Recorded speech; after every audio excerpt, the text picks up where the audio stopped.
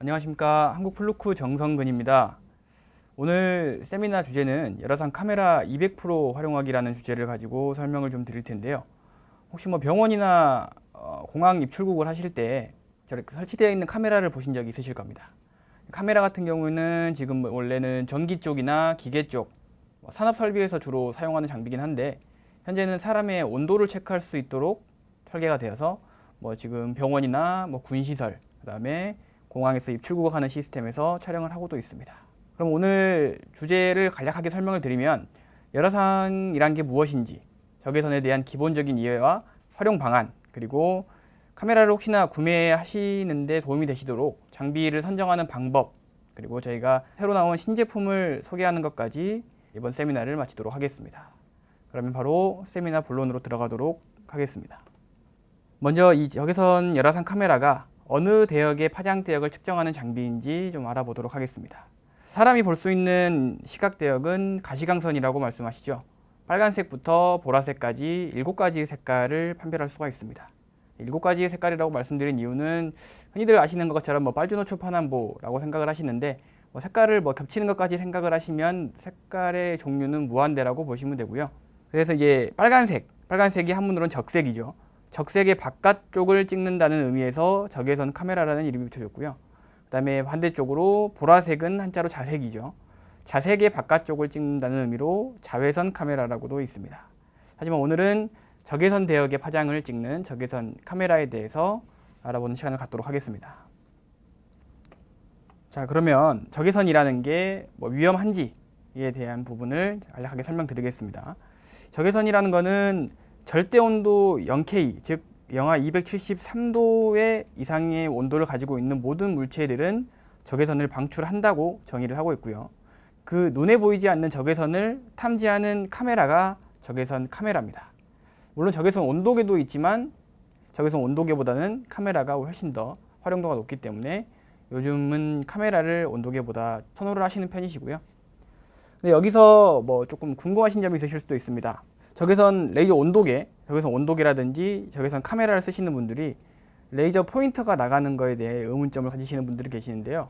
레이저가 나가는 거는 일반적으로 그냥 어느 지점을 측정하고 있다라고만 생각을 하시는 거지, 레이저 크기에 혹은 레이저의 범위에 따라서 온도를 측정하는 크기가 달라진다라는 거는 말이 모순이 있습니다.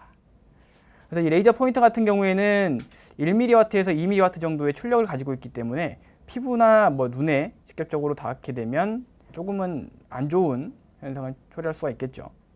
단지 이 레이저 포인터 기능을 끄시게 되면 그냥 일반적인 적외선을 방출하는 적외선 피사체를 측정하는 장비이기 때문에 전혀 적외선은 인체에 유해하지가 않습니다.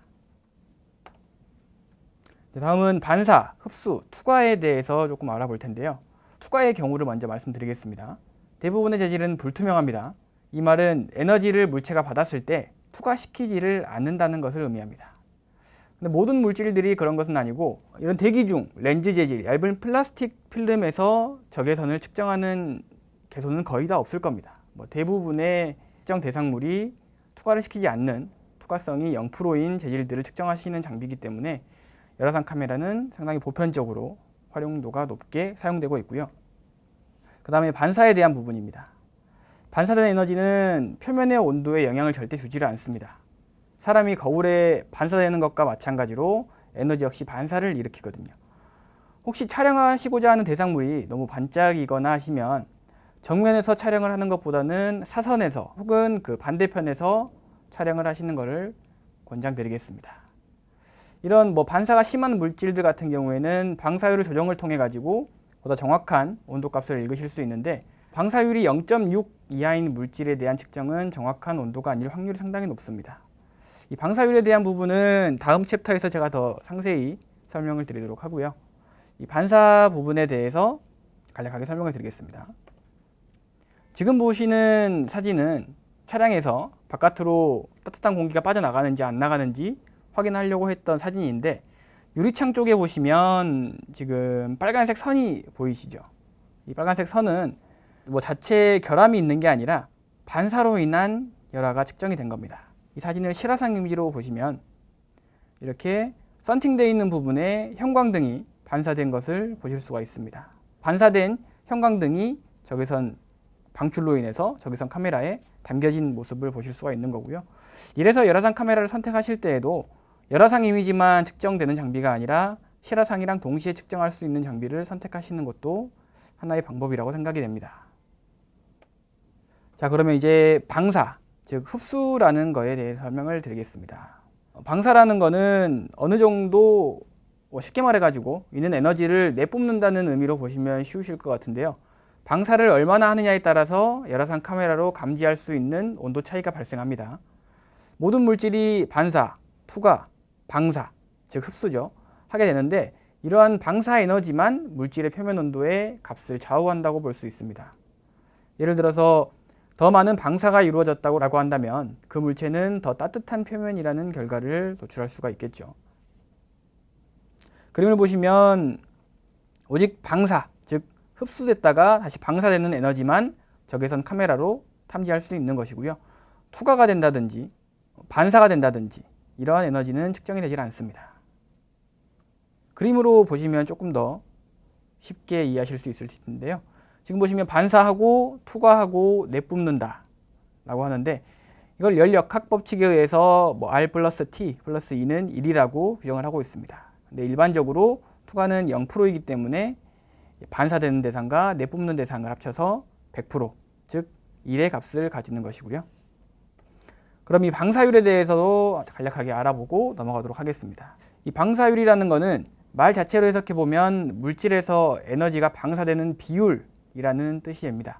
즉 100이라는 에너지를 품고 있는 물질이 얼마만큼의 에너지를 외부로 방사하는가 하는 비율입니다.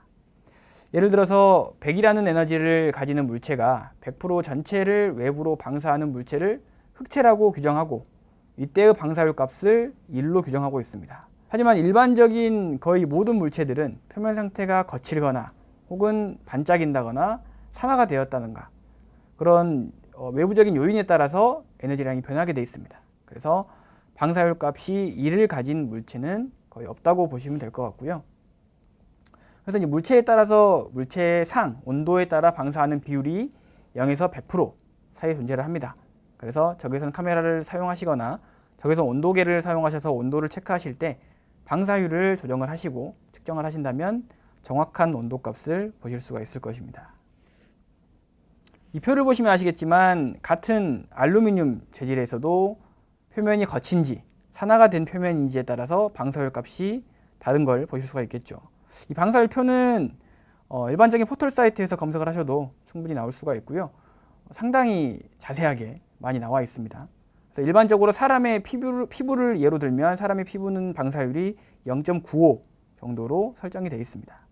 마찬가지로 정기적인 부스바라든지 케이블의 접속 부위라든지 이런 부위들은 통상적으로 방사율을 0.95로 맞춰놓고 측정을 많이 하시고요.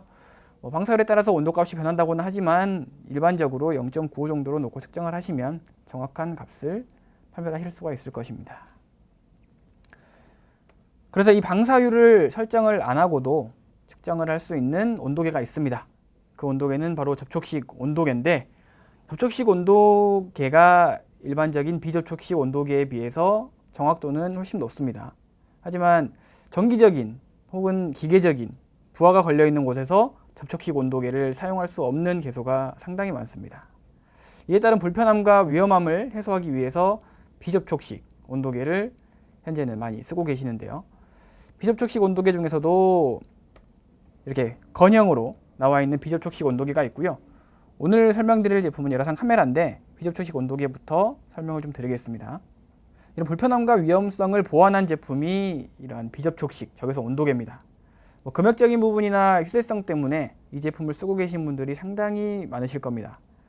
이 비접촉식 적외선 온도계의 측정 방식은 적외선을 탐지하는 방식인 열화상 카메라와 같은 원리입니다. 그렇기 때문에 방사율을 조정할 수 있는 장비를 선택하시는 것이 맞으시고요. 적외선 온도계를 사용함에 있어서 혹시나 오해하고 계시는 부분에 대해서 말씀을 잠깐 드려볼까 합니다. 적외선 온도계를 보시면 장비에 써 있을 수도 있고요. 사양서에 보시면 D 대 S, 거리 대 스팟이라는 비율이 있는 것을 보실 수 있습니다. 이 말은 예를 들어서 D 대 S가 30대 1이라는 사양을 가지고 있는 적외선 온도계를 사용하고 계신다면 30cm 거리를 두고 측정을 하였을 때 1cm의 지름을 가진 원형 모양의 평균 온도를 나타낸다는 의미입니다. 그러면 90cm 거리를 두고 측정을 하시게 되면 3cm의 지름을 가진 원형의 평균 온도를 재고 있다는 뜻이 되는 겁니다. 그러므로 사양을 한번 확인해 보시고 측정하고자 하는 대상물의 크기가 작으면 작을수록 가까이 측정하시는 것을 추천드리겠습니다. 측정할 수 있는 거리의 제한적인 부분은 다음 챕터인 열화상 카메라를 보면서 다시 한번 또 설명을 드리도록 하고요.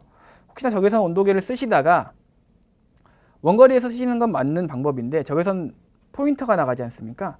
포인터 같은 경우에는 크기가 상당히 일정하게 돼 있습니다. 증가하지 않고요. 거리가 떨어져도.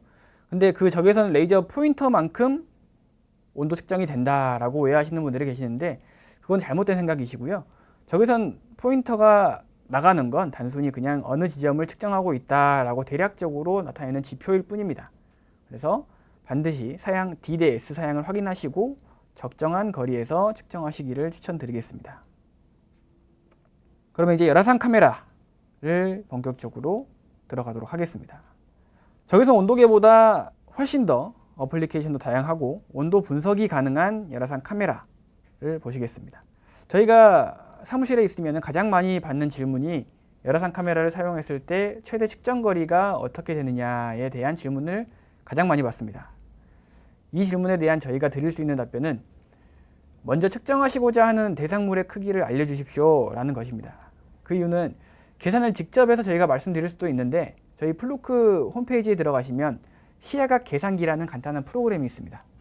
이 프로그램을 사용해서 카메라 종류와 측정하고자 하는 대상물의 크기를 대략적으로 입력하시면 어느 정도 거리 이내에서 촬영을 해야 한다는 답이 나옵니다. 또는 측정하시고자 하는 대상물과 떨어진 거리를 입력하시면 어느 정도의 크기까지 온도를 볼 수 있는지도 답을 찾으실 수 있습니다. 그래서 해상도가 높으면 높을수록 더 작은 물체를 멀리서 찍을 수 있다는 의미가 될 것 같습니다. 그래서 예를 들어 설명드리면 저희 신제품인 TI480 열화상 카메라를 표준 렌즈를 사용하여 1m 떨어진 거리에서 측정을 하시면 가로 0.9mm, 세로 0.9mm 크기를 가진 대상물의 온도를 측정하실 수 있습니다. 이 시야각 계산기를 사용하시면 어느 정도 거리에서 어느 정도의 크기를 판별할 수 있겠구나 라는 답을 찾으실 수가 있을 겁니다. 그러면 이 열화상 카메라를 가지고 어떤 산업군에서 또는 어떤 부위에 활용할 수 있느냐를 잠깐 설명드리려고 합니다. 이러한 열화상 카메라를 이용해서 적용할 수 있는 분야는 수없이 많습니다. 지금 보시는 바와 같이 삼상 배전반, 퓨즈박스, 케이블 및 접속 부위 등 전기적인 지금 부위가 주로 나와 있는데 기계적인 부분으로 말씀드리면 모터의 베어링 부분, 모터의 팬 부분, 모터의 외함 부분 측정을 할 수 있도록 전부 다 적외선을 표출을 하고 있죠. 그래서 전기적인 부분이나 기계적인 부분에서 상당히 활용도가 높은 제품이 열화상 카메라입니다. 상세한 어플리케이션은 사진을 좀 보면서 설명을 좀 드리겠습니다. 지금 보시는 사진은 먼저 퓨즈의 연결 상태 또는 불평형으로 인한 과열을 찾을 수가 있는 사진을 넣어봤고요. 이 사진은 외부에서 찍었던 사진이죠. 케이블의 접속 부위, 저항이 증가하게 되면 열이 발생하는 것을 탐지하도록 설계를 해놓은 것이고요. 변전소 같은 경우에는 이런 부싱적인 불량, 그 다음에 부식이 되어 있는 부분, 그 다음에 쿨링 팬 고장 부분까지 판별하실 수가 있습니다. 지금 이 사진은 차량을 정비하는데 저희 열화상 카메라를 가지고 실현을 했던 사진인데요. 왼쪽 위에 사진을 보시면 벨트 부분의 온도가 상당히 높게 올라가는 것을 보실 수가 있고요. 오른쪽에 보시면 좌석이죠. 열시트 부분에서 차량 정비하시는 분들이 열화상 카메라를 주로 쓰시고 계십니다. 열선이 제대로 깔려 있는지 혹은 열선이 제대로 동작을 하고 있는지에 대해서도 부분적으로 검토하실 수가 있겠고요. 히터나 에어컨 부분이 정상적인 작동을 하는지에 대해서도 열화상 카메라를 이용해서 확인하실 수가 있을 것 같습니다. 이 차단기는 열화상 카메라로 점검을 하지 않았으면 추후에 화재까지 이어질 수 있는 상황인 걸로 보이는데요. 이러한 원인은 케이블의 노후화에 따른 케이블 고유 저항의 이유가 될 수도 있겠고요. 접속 부위가 헐거워져서 볼트의 접촉 불량이 이유가 될 수도 있겠습니다. 열화상 카메라라는 장비는 이런 상태를 감시하는 장비이지 고장 원인을 판별할 수 있는 장비가 아닙니다. 그 말은 사고가 나기 전에 미연에 방지하고자 이런 장비를 쓰는 것이고요. 열이라는 것이 전도성을 가지고 있기 때문에 한쪽의 온도가 올라가게 되면 접촉되어 있는 다른 부분까지 온도가 올라가는 것을 말씀드리는 거고요. 예를 들어 말씀드리면 냄비에 라면을 끓이지 않습니까? 냄비에 라면을 끓이면 불이 직접적으로 닿는 부위는 냄비의 밑부분밖에 없는데 뭐 냄비의 옆부분이라든지 혹은 같이 연결되어 있는 냄비의 손잡이 혹은 뚜껑까지 뜨거워지는 것을 경험해 보신 분들이 많으실 겁니다.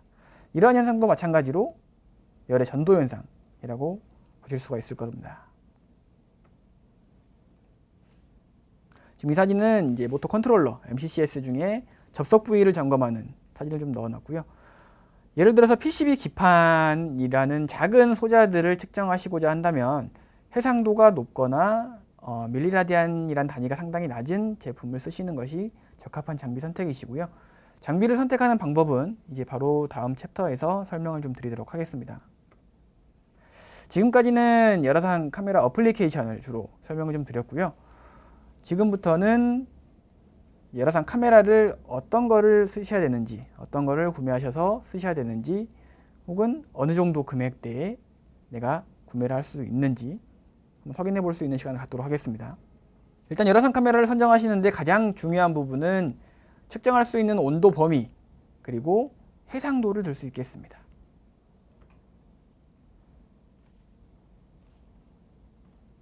해상도를 보시면 흔히들 알고 계시겠지만 픽셀이라고 하고요.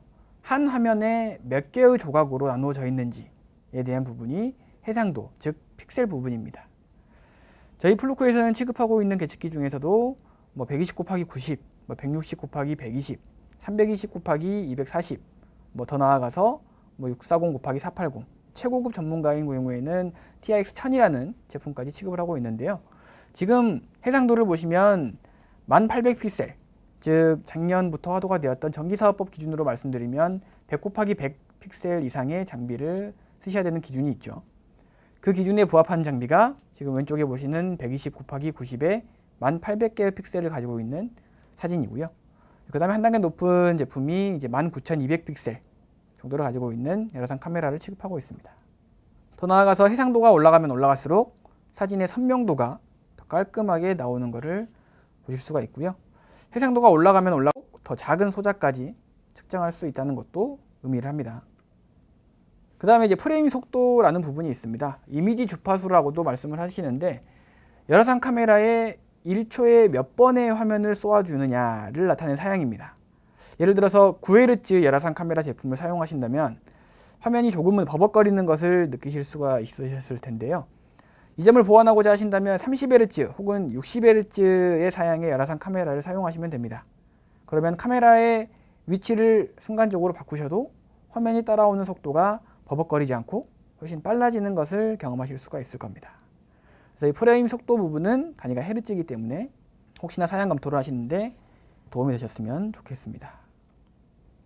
그 다음 부분은 FOV, 시야각에 대해서 말씀드리겠습니다. 시야각이란 것은 사람이 한 곳을 바라보았을 때 한눈에 볼 수 있는 각도라고 생각하셔도 무방합니다. 열화상 카메라를 가지고 어느 정도의 넓은 각도를 한 화면에 표시할 수 있느냐라는 사양이 FOV라는 사양인데요. 일반적인 기본 렌즈를 23도 곱하기 17도라고 보시면 망원 렌즈를 사용하신다면 볼 수 있는 각도는 조금 줄어들지만 기본 렌즈를 사용했을 때보다 멀리 있는 물체를 가까이 있는 것처럼 보실 수 있는 방법입니다. 또 광각 렌즈를 사용하시면 멀리 있는 물체를 보는 데에는 조금은 부적합하지만 한 화면에 더 많은 대상물을 집어넣어서 넓은 각도로 측정하실 수가 있습니다. 피대상물로부터 멀리 떨어질 수 없는 경우에는 이런 광각 렌즈를 사용해서 보다 넓은 시야각을 사용하시는 것도 좋은 방법일 거라고 생각이 됩니다. 지금 추가적으로 오른쪽에 접사라는 부분이 있는데 오른쪽 가장 하단 부위에 있는 PCB 기판을 촬영했을 때 상당히 작은 선까지 측정할 수 있는 렌즈가 접사 렌즈입니다. 접사 렌즈의 경우에는 아주 작은 물체를 측정하기 위한 렌즈인데요. 작동할 수 있는 거리는 8mm에서 14mm이고 최적화된 거리는 약 한 10mm에서 떨어져서 측정하는 게 가장 정확한 온도값을 보실 수 있는 방법입니다. 지금 이 마이크로 렌즈는 25 마이크로 렌즈가 있는데 예를 들어 설명드리면 사람 머리카락 두께가 보통 100 마이크로미터라고 합니다. 사람 머리카락 두께보다 4분의 1 정도에 가는 굵기까지 탐지할 수 있는 렌즈가 25 마이크로 렌즈가 있고요. 혹시나 가까이서 측정하실 수가 있고 엄청 작은 물체를 측정하시고자 하신다면 접사 렌즈를 활용하시는 것도 좋은 방법이라고 생각이 됩니다. IFOV라는 사양도 설명을 좀 드리겠습니다. IFOV는 순시 시야각이라고도 하고 단위는 밀리라디안이라는 단위를 씁니다.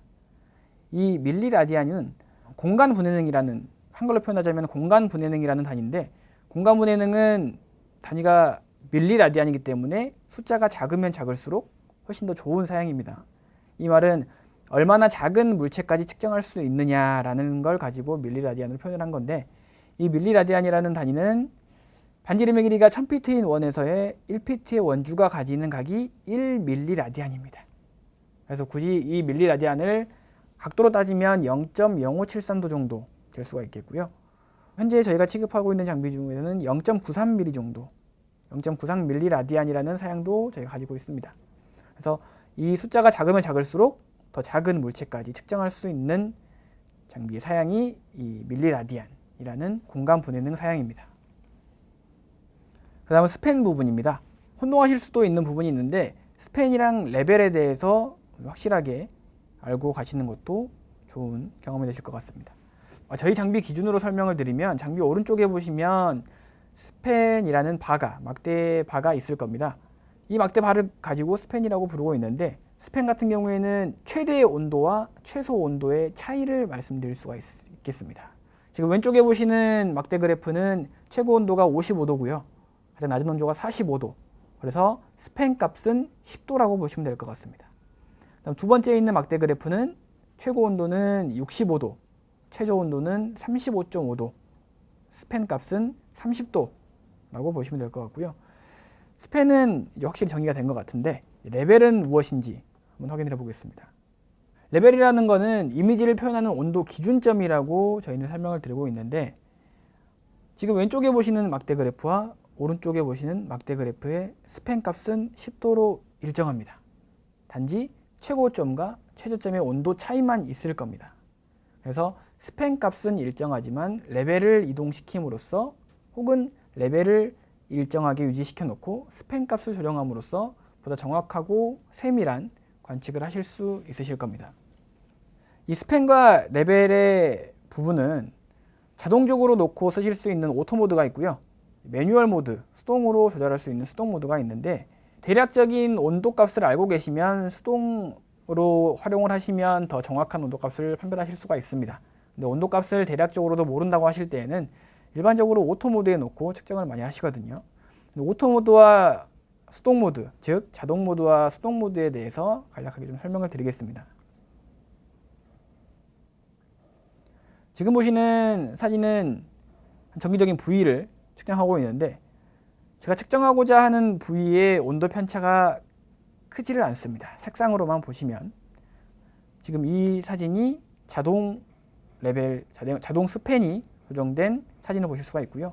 이거를 제가 보고 싶은 대로 온도값 조정을 해가지고 열화가 발생하고 있는 포인트를, 즉 온도 분포도를 보고 싶으시다라고 하시면 이렇게 매뉴얼 값으로 온도값 조정하셔가지고 원하는 온도 지점을 보실 수가 있을 겁니다.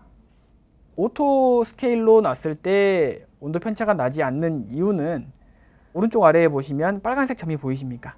저 빨간색 점에 기준이 맞춰져 가지고 가장 높은 온도는 저 빨간색 점, 가장 낮은 온도는 파란색 점으로 표시가 돼서 이제 제가 원하고자 하는 대상물에 대한 온도를 정확히 판별할 수가 없었는데, 이 점을 무시를 하고 수동으로 스팬 값을 조정을 하시면 왼쪽 위에 보시는 매뉴얼 수동 스팬처럼 원하는 대상물의 표면 온도를 정확히 확인하실 수가 있습니다. 지금 이 사진도 마찬가지로 천장의 온도, 분포도를 보고 싶으신 것 같은데요. 사진을 보니까 오른쪽 화면을 보시면 가전기기로 보이는 물체의 가장 높은 온도 때문에 보시고자 하는 천장의 온도 분포도를 쉽게 판별하기가 어렵습니다. 이러한 경우에도 스팬 값을 수동으로 줄여줌으로써 천장의 온도 분포도를 육안으로 구별하기 쉽게 보실 수가 있습니다. 스팬과 레벨은 측정하고자 하는 대상물 또는 온도 범위에 따라서 수동으로 쓰실 것인지 자동으로 쓰실 것인지 상황에 맞춰 쓰신다면 더욱 활용성 있게 장비를 사용하실 수가 있을 겁니다. 저희 플루코에서 쓰실 수 있는 기능인 IR 퓨전이라는 기능입니다. 일반적인 열화상 카메라는 실화상이 찍히고요. 실화상 가운데 상자에 열화상을 표시하는 픽처 인 픽처라는 기능을 탑재하고 있습니다. 저희 제품 역시 이 기능을 포함시키고 있습니다. 하지만 저희는 열화상과 실화상을 한 크기에서 볼 수 있는 IR 퓨전 기능까지 탑재를 하고 있습니다. 위의 사진을 보시면 적외선으로 보실 퍼센테이지를 설정을 하시면 같은 크기의 화면에서 실화상과 열화상을 동시에 볼 수 있는 기능을 사용하실 수가 있습니다. 이 점은 어둡거나 혹은 실화상이 꼭 필요한 부분 같은 경우에 열화상과 실화상을 겹쳐가지고 보신다면 조금 더 효율적으로 장비를 쓰시는 방법일 수가 있겠고요. 그 다음에 렌즈 교환 부분입니다. 이 렌즈를 기본 렌즈만 쓰시는 분이 대다수이시긴 한데 망원 렌즈라든지 광각 렌즈, 접사 렌즈를 쓰실 경우에 렌즈에 대한 교정이 필요한 경우가 많습니다. 하지만 저희 플루크는 어떤 렌즈를 사용하던 간에 렌즈에 대한 교정이 필요가 없습니다. 렌즈를 그냥 바꿔 끼시는 것만으로도 일반적으로 촬영을 하는 것처럼 촬영할 수가 있고요. 오른쪽 화면에 보시면 기본 렌즈로 찍었을 때, 그 다음에 광각 렌즈로 넓게 찍었을 때, 마지막은 망원 렌즈로 2배 가깝게 찍었을 때까지 사진의 같은 부위를 비교하는 것을 보여드릴 수가 있겠고요. 일반적인 기본 렌즈로 전신주를 촬영하게 되면 이렇게 접속 부위 정도는 간과하고 넘어갈 수도 있습니다. 하지만 망원 렌즈를 사용하셔서 저희 플루코에서는 망원 렌즈가 곱하기 2배 그리고 곱하기 4배짜리의 망원 렌즈를 취급을 하고 있습니다. 혹시나 곱하기 2배짜리의 망원 렌즈를 사용하셨을 때에도 멀리 있는 물체가 정확히 탐색이 안 된다 라고 하시면 곱하기 4배짜리 망원 렌즈를 사용을 하시면 보다 가깝게 있는 것처럼 사진을 확인하실 수가 있을 겁니다. 그 다음 부분은 배터리 부분도 역시나 생각을 좀 해보셔야 되는데요. 저희 배터리 같은 경우에는 이제 스마트 배터리라 그래서 배터리 잔량까지 확인할 수 있도록 설계가 되어 있고요. 혹시나 차량으로 이동을 하실 때 차량 이동 중에도 충전을 하실 수 있도록 차량 C거잭 충전기도 같이 제공을 해드리고 있습니다. 이미 다들 아시겠지만 저희 플루크 장비는 측정에 대한 정확도, 신뢰성, 견고함을 바탕으로 전체 계측 시장에서 아주 높은 점유율을 가지고 있는 제품들입니다. 열화상 카메라 역시 핸디형 같은 경우에는 2m 낙하 테스트를 통하여 만들어졌기 때문에 이러한 사양 역시 열화상 카메라를 선택하시는데 도움이 되셨으면 합니다. 이미지를 촬영하셨으면 저장을 이제 하셔야겠죠. 저장을 하시는 방법에는 저희 플루크는 장비 자체적으로 4GB의 내부 메모리에 저장을 시키는 방법이 있고요. 마이크로 SD카드를 삽입하셔가지고 SD카드에 저장을 하시는 방법도 있고요. 가장 많이 선호를 하시는 부분은 가지고 계신 USB 스틱을 이용해서 장비에 꽂아가지고 USB로 사진 데이터를 옮기시는 방법을 가장 많이 선호하고 계십니다. USB로 데이터를 획득을 하시게 되면 컴퓨터로 데이터를 옮기시는 데에도 상당히 간편하고요. SD카드를 이용하셔도 SD카드 리더기를 사용해서 컴퓨터로 데이터를 옮기시는데 수월하게 옮기실 수 있습니다. 그 다음에 자동 보고서 양식이 있는데 작년부터 하도가 됐던 전기 안전관리자 직무고시에 대한 부분을 잠깐 설명드리려고 합니다. 전기사업법 기준에 의거해서 이제 이러한 적외선 열화상 보고서를 관리를 하셔야 되는 시기가 왔는데 저희 플루코에서는 고충을 덜어드리고자 전기사업법 기준에 의거해서 만들어진 양식에 맞춰서 저희 보고서 양식을 직접 만들어 놨습니다. 그래서 클릭 몇 번만으로 열화상 이미지에 대한 보고서를 직접 손쉽게 만들어 드릴 수가 있는데 이 부분에 대해서는 저희가 직접 소프트웨어를 설명을 드릴 때 다시 한번 설명을 드리도록 하겠습니다.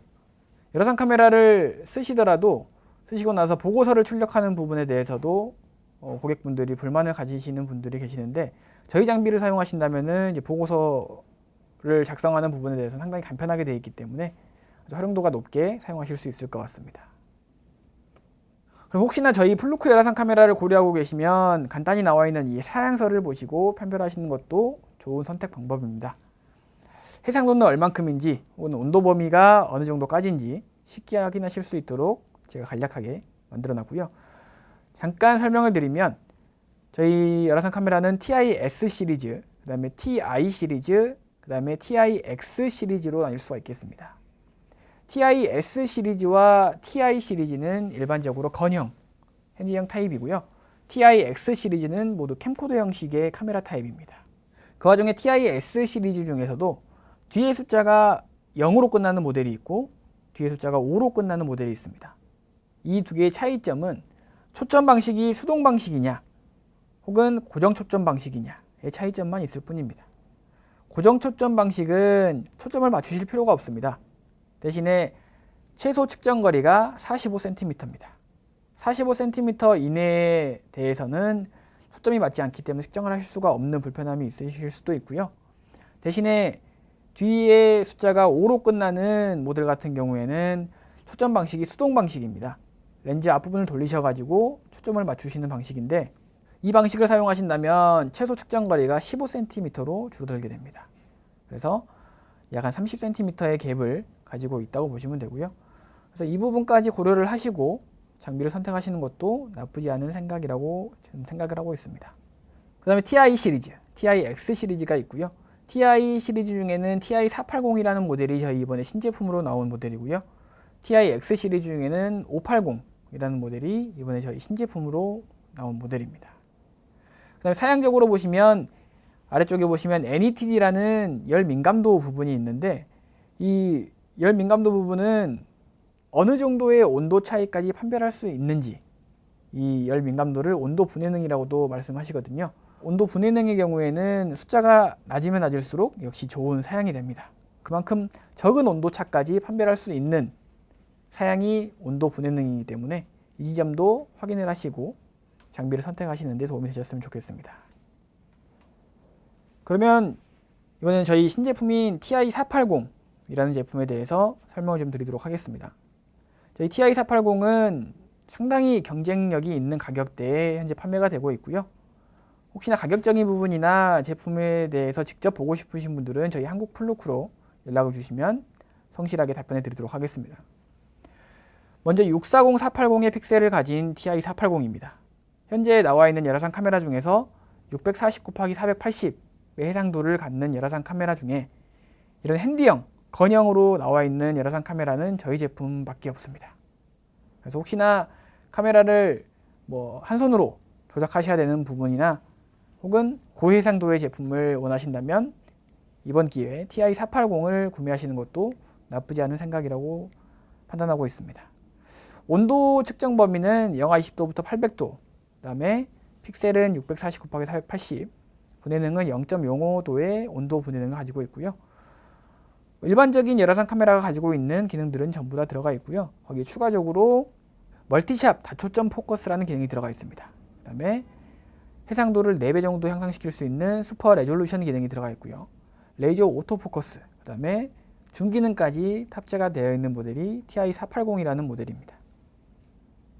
그 다음 모델은 TI-X580이라는 신제품이 또 나와 있는데 이 TI-X580은 TI-480과 사양적으로 보시면 거의 비슷합니다. 온도 측정 범위도 비슷하고요. 픽셀도 똑같고 분해능도 똑같습니다. 다만 캠코더 형식이신지 건형의 열화상 카메라인지 구별되어 있는 것 뿐이고요. 그 다음에 특징으로 말씀드리면 R&D 쪽에 종사하시는 분들이 사용하시는데 좀 용이하시고자 이 TI-X580 모델은 매틀랩이나 랩뷰까지 호환이 되도록 설계가 되어 있습니다. 그래서 보다 세밀한 온도 분석이 가능한 제품이 TI-X580이라고 말씀드릴 수 있겠습니다. 그렇다면 이 멀티샵 다초점 포커스가 무엇인지에 대해서 설명을 좀 드리도록 하겠습니다. 이 멀티샵 다초점 포커스는 사진을 보시면 아시겠지만 왼쪽에 있는 사진은 일반적인 카메라가 잡는 초점의 포커스고요. 보시면 첫 번째 모터가 있고 조금 멀리 떨어져 있는 두 번째 모터가 있는 걸 보실 수가 있습니다. 첫 번째 모터에 초점이 맞춰져 있는 것은 확인하실 수가 있는데 두 번째 모터의 경우에는 초점이 맞지 않는 것을 보실 수가 있으시죠. 이런 점을 보완하고자 저희 멀티샵 다초점 포커스를 이용해서 보완을 한다면 오른쪽 화면처럼 한 화면에 있는 모든 물체에 대해서 초점을 잡기 때문에 조금 더 멀리 떨어져 있는 물체까지 초점을 잡을 수가 있습니다.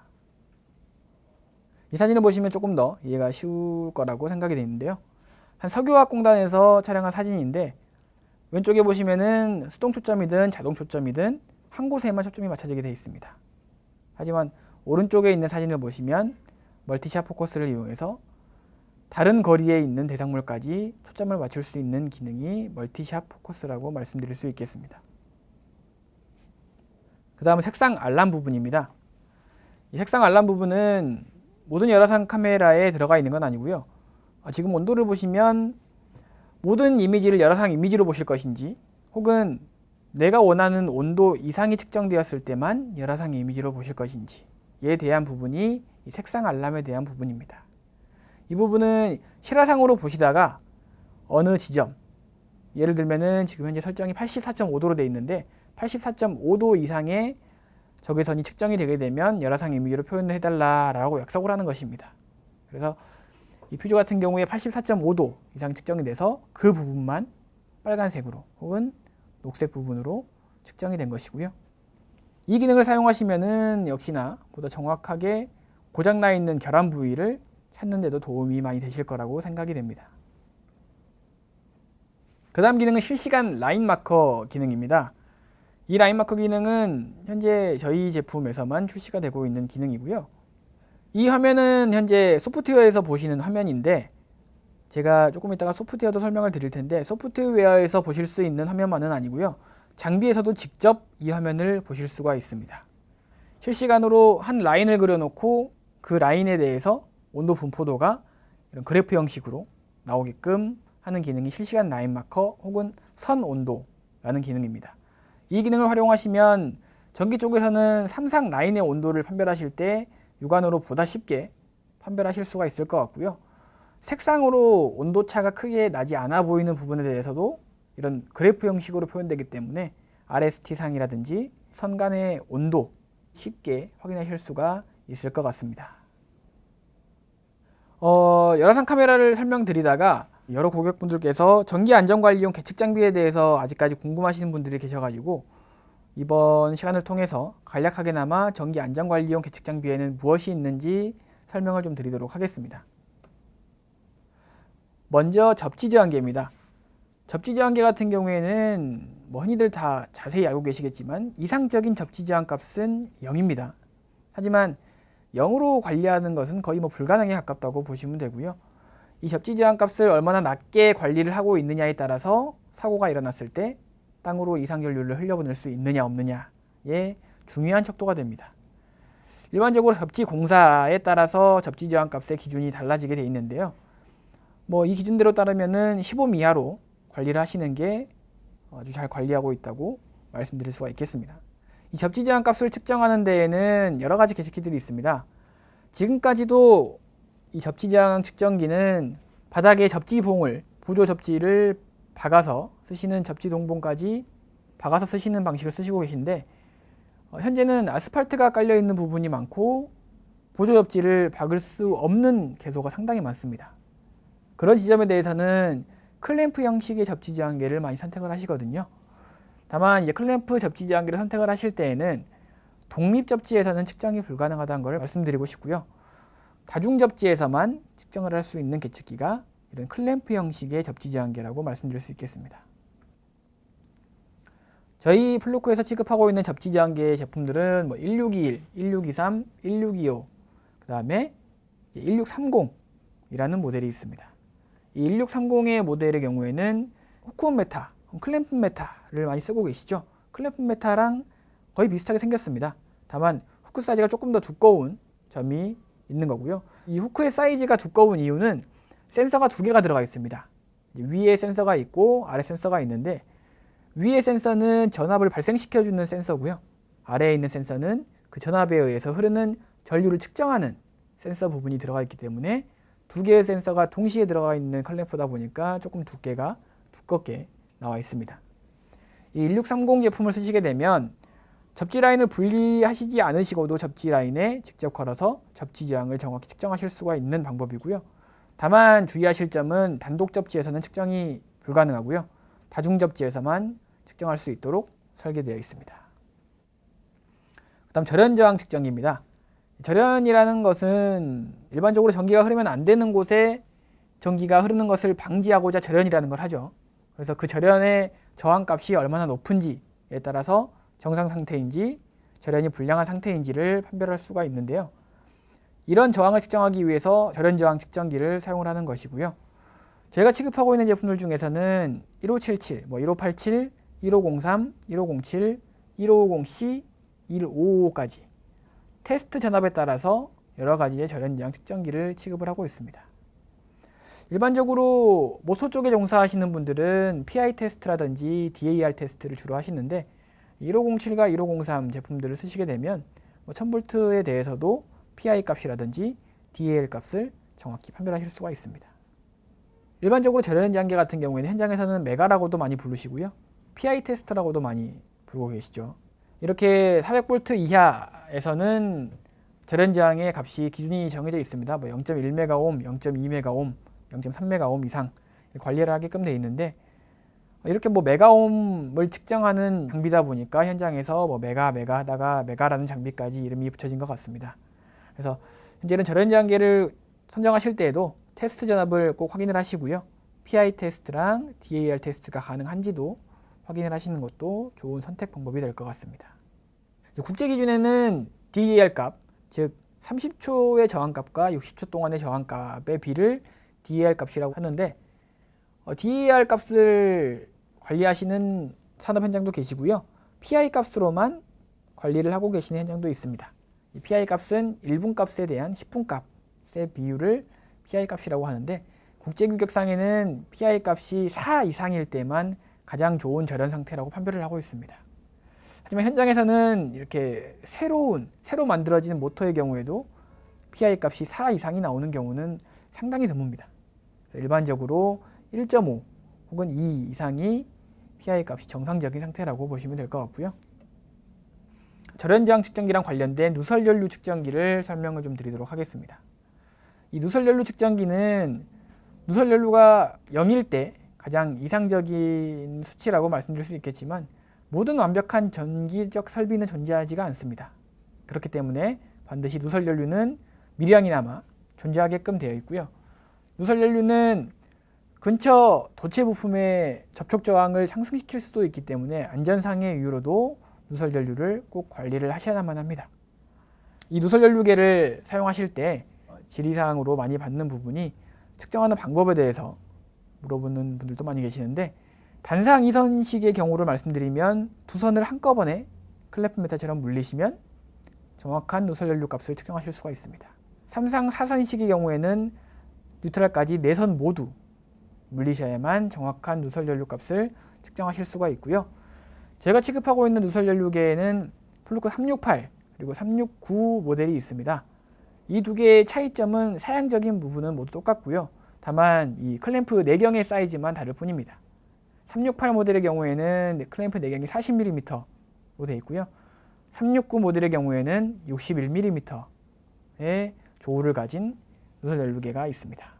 이 누설 연료계는 복잡한 비정음파 측정에 적합하기 위해서 TrueRMS 측정 방식을 사용을 하고 있고요. 이 필터 기능이 들어가 있습니다. 이 필터 기능을 켜시게 되면 40Hz에서 70Hz 사이에 존재하는 주파수 성분의 전류값만 측정을 하기 때문에 기본파에 대한 정확한 누설 연료 값을 측정하실 수가 있고요. 이 이상이 되는 주파수 대역은 아예 통과를 시켜버리기 때문에 정확한 값을 측정하실 수가 있는 것입니다. 이 필터 기능을 끄시게 되면 1kHz까지 주파수를 가진 전류값까지 측정할 수 있는 누설 연료계입니다. 마지막으로 많이들 어려워하시기도 하시고 굉장히 곤란한 부분이시기도 하신 전력 품질 분석기에 대한 설명을 간략히 말씀드리고 넘어가려고 합니다. 이러한 표를 보신 적이 있으실 겁니다. 이 전기사업법이 개정되면서 이 전기안전관리자의 직무고시에 따른 측정 기록표가 있으실 텐데 이 표를 작성하시기 위해서는 전력 품질 분석기를 사용을 하셔야 되고요. 전압 전류를 측정해서 나머지 역률이라든지 최대 전력, 혹은 유효 전력, 무효 전력, 피상 전력, 나머지 고주파 부분까지 측정할 수 있는 장비가 전력 품질 분석기라고 말씀드릴 수 있겠습니다. 저희 전력 품질 분석기는 지금 현재 전기 안전관리자 분들에게 소개시켜 드릴 수 있는 장비는 1736 그리고 1738 모델을 주로 설명을 드리는데 이 장비 같은 경우에 장점으로 말씀드리면 측정을 하시다가 별도의 전압선이 필요가 없습니다. 그 말은 별도의 충전선이 필요가 없다는 말인데, 전압을 측정을 하면서 그 전압을 가지고 바로 장비에 대한 충전을 시킬 수가 있습니다. 그렇기 때문에 전력 품질 분석기 특성상 장시간 동안 로깅을 해야 되는 부분이 있으실 텐데, 그 부분에 대해서 별도의 충전선이 필요 없이 측정하고 있는 전압에 대해서 바로 장비를 충전시킬 수 있는 장점이 있습니다.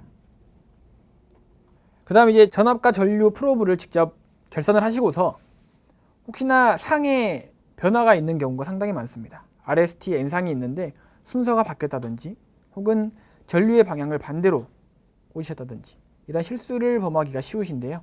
저희 플루크 1736과 1738 모델에는 자동 보정 기능이 들어가 있습니다.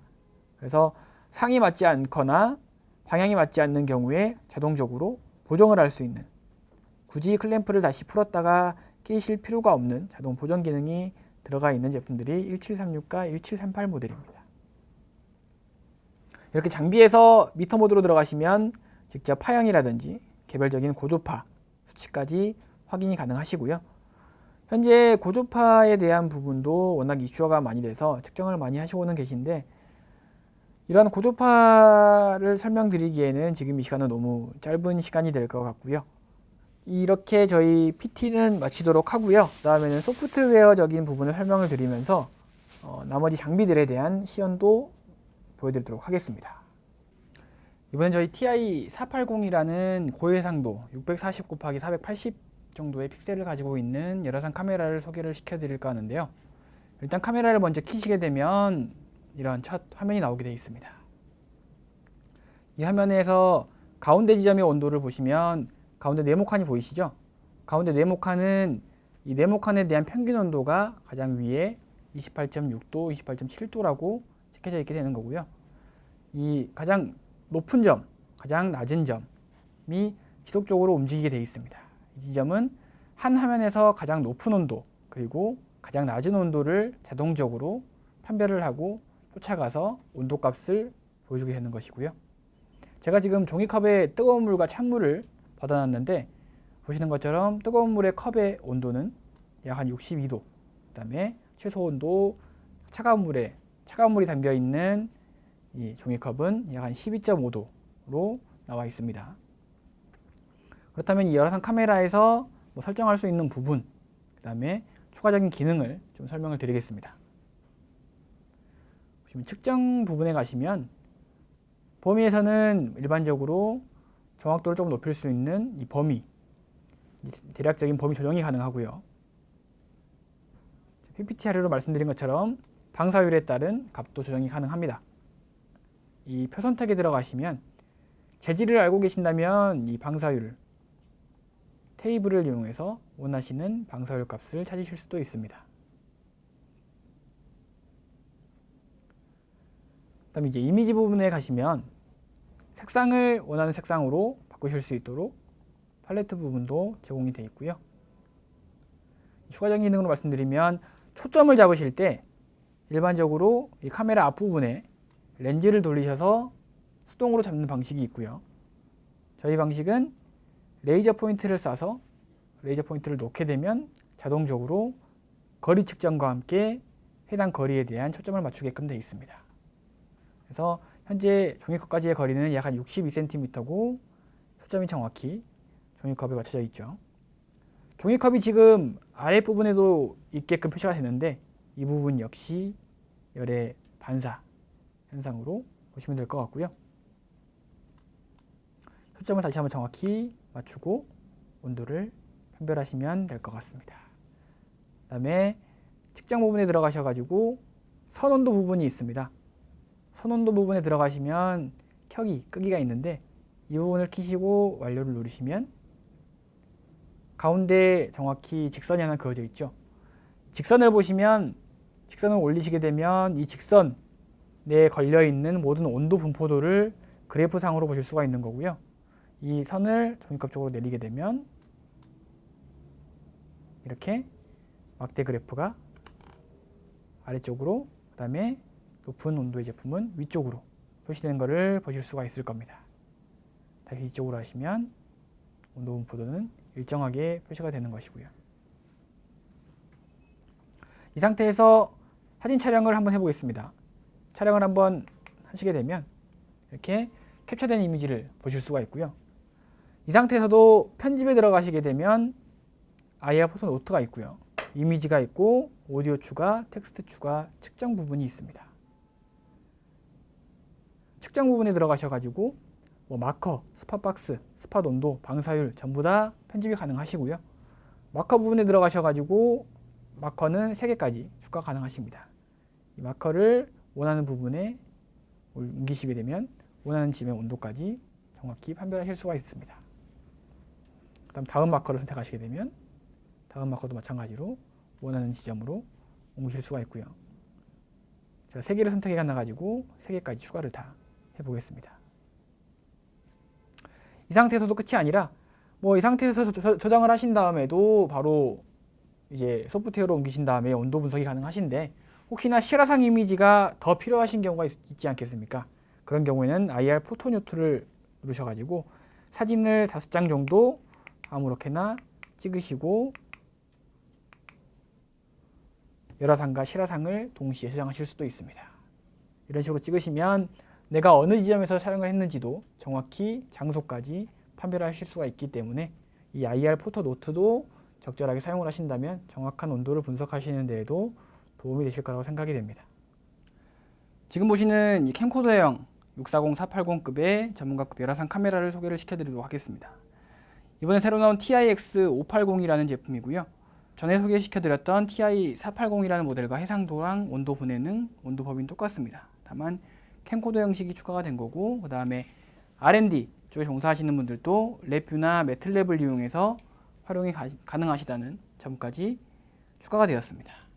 그래서 훨씬 더 활용도가 높고 세밀한 온도 분석이 가능한 제품이 TIX580 제품이고요. 이렇게 캠코더 형식이다 보니 이런 렌즈 부분이라든지 디스플레이 부분이 상당 부분 돌아가게끔 설계가 되어 있고요. 이 카메라도 마찬가지로 장비를 켜시게 되면 먼저 레이저 포인트를 가지고 초점을 맞춰줍니다. 초점을 맞추시고 나면 거리 0.85m 정도까지 거리가 나오게 되어 있고요. 오른쪽에 보시면 이 화면은 레벨이랑 스팬이라고 제가 말씀을 드렸었죠. 그 다음에 이 네모 칸의 평균 온도, 그 다음에 최대, 최소 온도 자동적으로 캡처가 되는 거고요. 이 상태에서 사진 촬영을 한번 하신다거나 하시게 되면 자동적으로 화면이 멈추게 되면서 편집 가능한 화면으로 넘어가게 되어 있습니다. 그 전에 마찬가지로 터치 스크린을 이용해서 선온도를 추가를 좀 해보겠습니다. 선온도를 추가하시게 되면 실시간 라인 마커가 나오면서 한 라인에 대해서 온도 분포도가 낮은지 높은지 한눈에 확인하실 수가 있습니다. 이 지점은 누차 말씀드리지만 전기적인 부분에서 삼상의 케이블 온도 혹은 부스바의 온도를 확인하실 때 상당히 활용도가 높게 확인할 수 있는 기능이고요.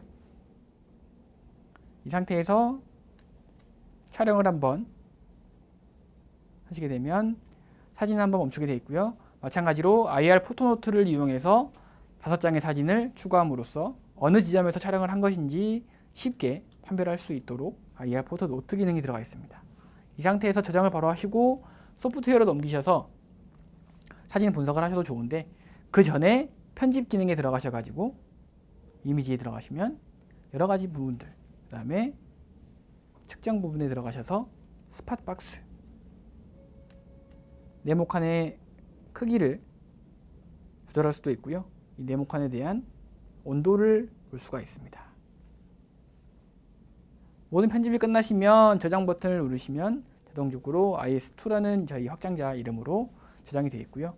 이 사진 파일 같은 경우에 혹시나 JPG나 IS2로 저장하셨다가 저희 소프트웨어로 옮기시면 이제 IS2 파일 같은 경우에는 온도 분석이 전부 다 가능하게끔 제공이 되어 있기 때문에 자세한 내용은 소프트웨어에서 설명을 좀 드리고 보고서까지 출력하는 부분까지 제가 설명을 좀 드리도록 하겠습니다. 이번엔 저희 스마트 뷰라는 열화상 카메라 전용 소프트웨어를 이용해 가지고요. 전기사업법에 맞춰서 양식에 맞게끔 보고서가 만들어지는 과정을 간략하게 설명을 드리도록 하겠습니다. 이제 보고서가 만들어지는 부분에 대해서 불만을 가지고 계시는 분들도 계신데 저희 제품을 쓰고 계시는 분들은 보고서가 만들어지는 과정이 너무 간단해서 상당히 좋아해 주고 계시고요. 만드는 법을 잠깐 설명을 드리겠습니다. 사진을 먼저 옮겨 놓으신 게 있으시겠죠. 사진을 하나 아무거나 열어보겠습니다. 사진을 여시게 되면 이 파일 그대로 보고서를 작성하실 수도 있지만 이 소프트웨어적에서는 초점을 제외한 모든 요소들을 수정 가능하십니다. 사진을 더블 클릭하시게 되면 원하는 부위에 온도 부위를 추가를 하시든지 혹은 직선을 그리셔서 선의 최대, 최소 온도를 확인을 하신다든지 혹은 사각형이나 원, 다각형을 그리셔가지고 원하는 부분의 평균, 최소, 최도 온도를 보실 수도 있습니다. 모든 편집이 끝나시면 확인 버튼을 누르시고요. 보고서 라인에 들어가셔서 보고서 설정을 한 번만 해주시면 됩니다. 이 빠른 보고서 설정은 초기에 원하는 값을 넣을 때만 세팅해 주시면 되고요. 다음에 작성을 하실 때에는 자동적으로 저장이 되어 있기 때문에 손대실 필요가 없을 것 같습니다. 빠른 보고서 설정에 들어가시면 전기사업법에 맞춰가지고 저희 템플릿이 제공이 되어 있습니다. 그래서 레이아웃에 들어가시게 되면 원하는 사양들을 집어넣으실 수가 있고요. 초기에는 이 체크들이 전부 다 풀려져 있을 수도 있습니다. 원하는 방사율이라든지 배경온도, 최소온도, 평균온도, 최대온도, 표준편차까지 집어넣고 싶으시면 전부 다 체크를 해주시면 됩니다. 체크가 모두 끝나시게 되면 확인 버튼만 누르시고요. 다시 보고서로 들어가셔서 빠른 보고서를 한번 누르시게 되면 자동적으로 양식에 맞춰서 보고서가 나오게 되어 있습니다. 제가 지정했던 라인에 대한 온도, 사각형에 대한 온도, 가운데 지점, 가장 뜨거운 부위, 가장 차가운 부위, 그 다음에 실화상과 열화상이 동시에 입력되는 부분까지 이렇게 자동 보고서가 간편하게 제작될 수 있기 때문에 저희 플루크 장비에서 상당한 장점으로 부각되고 있는 부분입니다. 네, 지금까지 열화상 카메라 200% 활용하기라는 주제를 가지고 좀 설명을 드렸는데요. 다소 부족한 점이 있었고 PT 자료 위주로 설명을 좀 드렸는데 다음번 세미나 기회가 된다면 장비 위주로 좀 설명을 드리고요. 직접 현장에 방문을 해서 장비 시연을 하는 것도 고려를 한번 해보겠습니다. 혹시 장비에 대한 궁금한 사항이나 더 추가적인 문의 사항이 있으시면 저희 한국플루크로 연락을 주시면 될 것 같고요. 긴 시간 동안 저희 세미나를 들어주신 모든 분들께 감사드립니다. 감사합니다.